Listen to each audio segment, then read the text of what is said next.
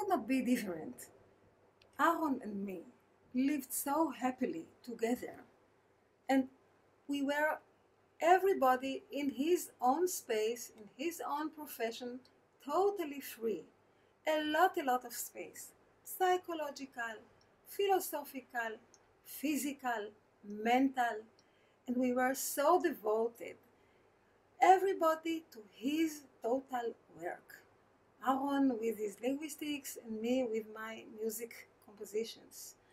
And it was so important for Aharon to work in his field that he said all the time, I'm doing something sacred. When he met the doctors, he told them, I'm okay, leave me. I just want to do my work. I do something for the mankind. In this corner, still his computer stands here, located exactly on the point that it was all his life. 35 years together in this flat. He was a lot in this place, working individually, day and night, with this computer. He used to take books from one place to another, especially when he worked on a family or a group of families, or group of languages. He took the books here, they are all surrounding him, he's working on that, hardly jumps up and goes to another place, then he moves other books from another family to this place. I must say that all this room was so full of shelves and columns of dictionaries of all languages that we know from his research, the Nostratic macro family. When he died, it was really astonishing. He did not feel that he is going to die. He was still working. He went from his bed there, just going to the computer, to his chair, and fell on a mountain of books very softly. And he was also very nice when he died. So it was very natural for me to think that this whole treasure should not stay here, but go somewhere else, to a place that could be for the public. And thanks to Clara and thanks to Lida, we are now in Jerusalem building the Center for Nostratic Research on his name. Thanks for everybody that is helping.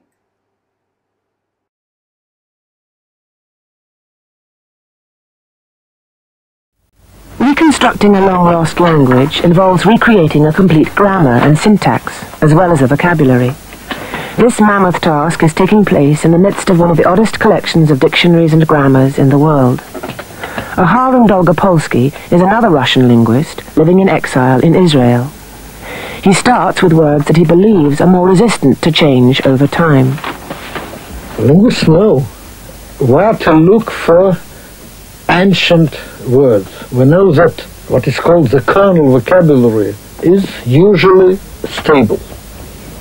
For instance, the word for water, as you know, in English is just the same as in German and as in Russian. So we know that in which meanings we can expect to find a word which has been preserved for thousands of years. Well, it includes body parts, words for water and well, to eat, to be, man, etc.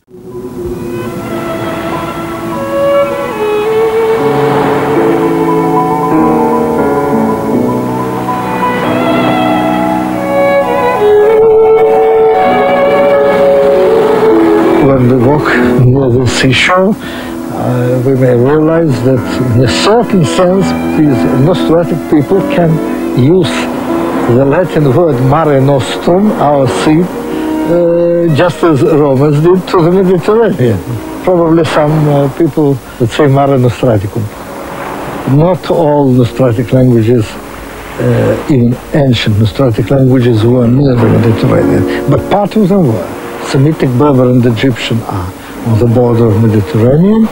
Now, Indo-European, its cradle is near the Mediterranean, Anatolia, and then other languages a little bit to the east. But how persuasive are Ruland's examples to other linguists? Has he unearthed the true mother tongue? It's quite possible. There are some very, very impressive examples, but impressing examples is one thing, but serious reconstruction, in order to make it, we must first reconstruct all kinds of languages. This is one thing. That's why I think that it is probably feasible, but just today it is probably too early. עכשיו היינו רוצים לשמוע מהם החומרים הממשיים. תן לנו דוגמאות של חומרים לשוניים ממשיים הקיימים בשפות השונות שמעלות את הרעיון שיש קשר בין כל השפות, בין כל המשפחות האלה. טוב, יש המון שורשים משותפים בין כל השפות האלה שהן משותפים. זה אפשר לראות, בנינו את הפונטיקה השוואתית בין השפות. אנחנו יודעים איזו פונמה פרוטו-נוסטרטית הופכת לאיזו פונמה הודו-אירופית, איזו פונמה שמית וכו' וכו'. לפי חוקים מדויקים, כמו בכלל בכל בלשנות משווה.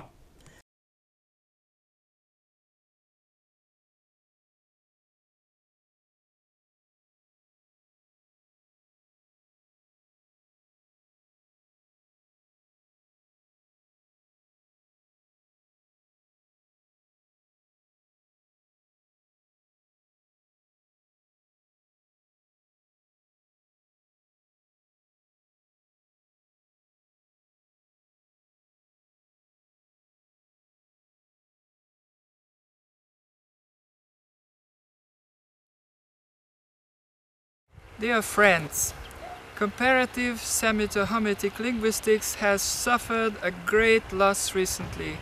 Aharon Borisovich Dolgopolsky, doyen of this domain, Professor Emeritus of Haifa University, passed away at the end of July 2012 in his home. He worked until the very last moment of his life, which ended in his huge library room among his beloved books. I have met Aharon Dolgopolsky 50 years ago in the year 1962 in Moscow. Dolgopolsky was already working as a researcher in the Department of Structural Linguistics of the Soviet Academy of Sciences. The head of the department, Professor Shulman, has allowed us to work on any interesting topic. So Dolgopolsky was working primarily on the reconstruction of an ancient language spoken over 12,000 years ago. This language is usually called a Nostratic proto-language.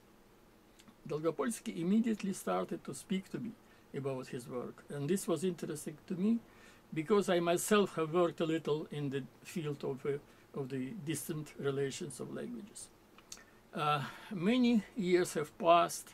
All the time, Dolgopolsky has mostly worked on compiling a colossal dictionary of Nostratic, and he finished his work a few years ago, though he continued his research because he got more and more of new linguistic material. The Nostratic proto-language reconstructed by Dolgopolsky have split several thousand years ago into 6 dialects, which later became separate languages: Indo-European, Afro-Asiatic, Kartvelian, Uralic, Altaic, and Dravidian. Slowly, these languages have turned into 6 large families, each consisting of many languages. The Nostratic languages are spoken today in the whole world, including America, where these languages started to spread just a few centuries ago. Professor Dolgopolsky knew the Nostratic languages very well.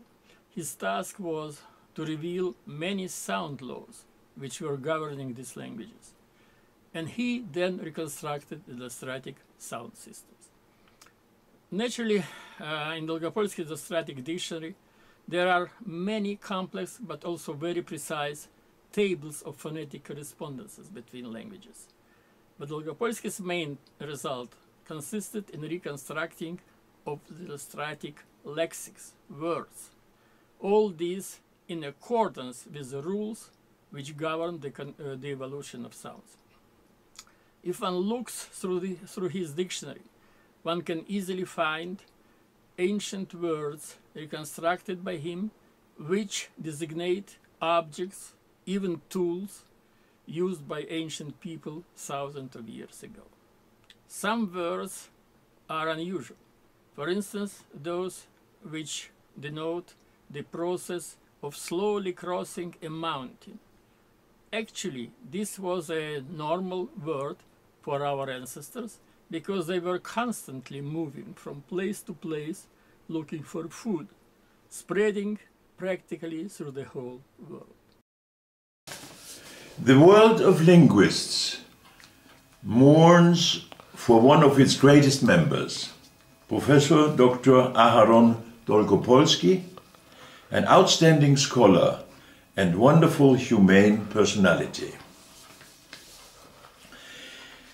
He remains the symbol of a cultural hero on a universal and historic scale, who, throughout his life, has devoted his talent and unfailing energy to the realization of the linguistic, humane, cultural ideal to a profound degree.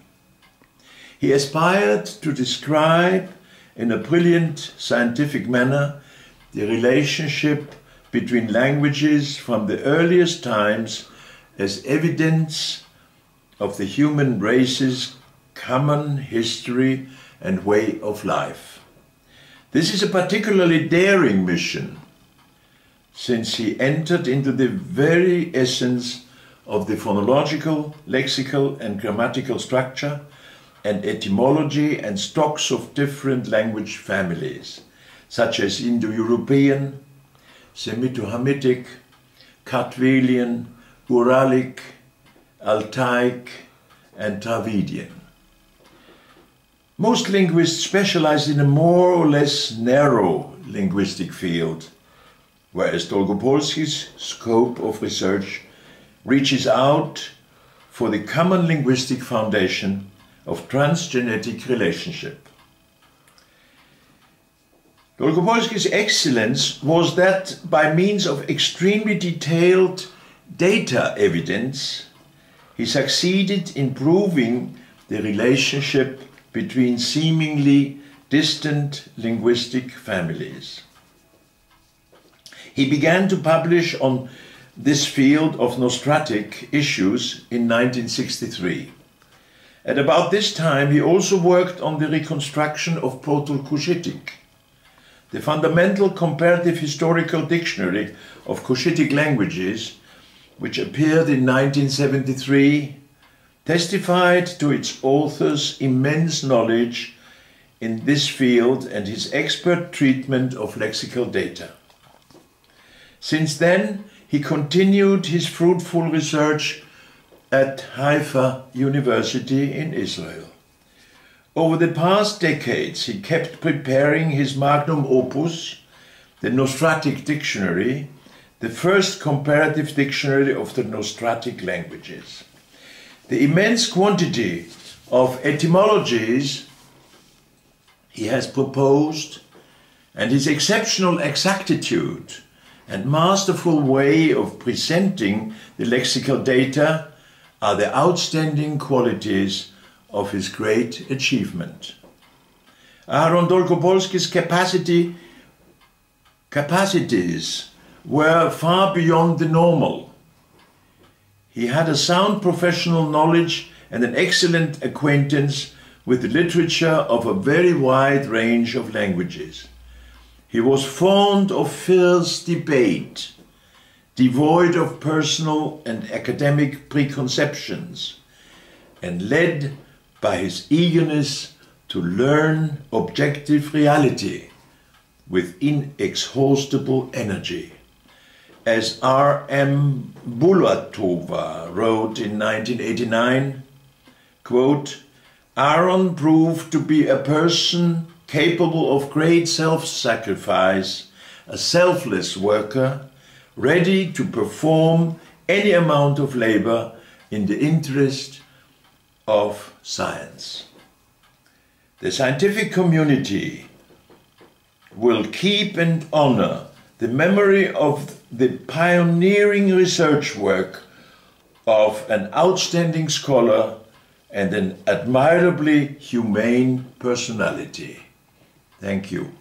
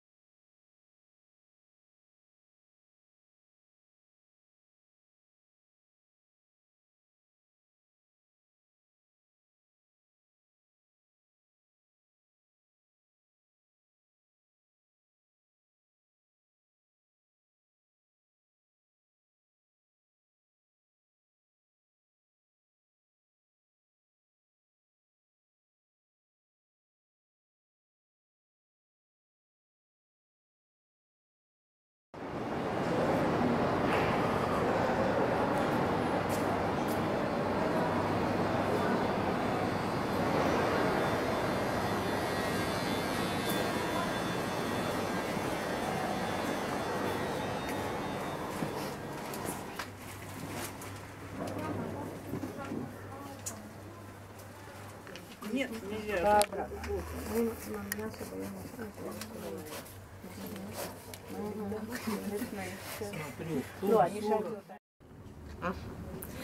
В этом году исполняется 25 лет Иерусалимской русской библиотеки.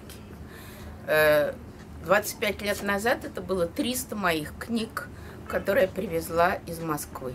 Сейчас это больше 100 тысяч книг, и она самая большая еврейская на русском языке библиотека. Около 5000 абонементов у нас, это читатели. Очень много отделов. И есть отделы уникальные, к нам приезжают из разных университетов работать с этими отделами. Это отдел... Вот сейчас у нас появляется новый отдел, который для нас... Это значит, библиотека будет еще на более высоком, можно сказать, университетском уровне. Потому что такой библиотеки, я думаю, нет нигде. Это библиотека Аharona Долгопольского. И я очень благодарна его жене Ципе и Лиде Подольской, которая дала нам деньги на то, чтобы снять новое помещение. И сейчас я борюсь, я все время за что-нибудь борюсь, потому что библиотека стала первой городской в Израиле на русском языке. А сейчас я борюсь за то, чтобы это было частью нашего фонда и носило имя Аharona Долгопольского. Это очень для нас важно, чтобы это был центр международный. У нас и в другие отделы иногда приезжают работать, но я думаю, что это будет самый международный отдел в нашей библиотеке для лингвистов и израильских, и из других стран. Браво.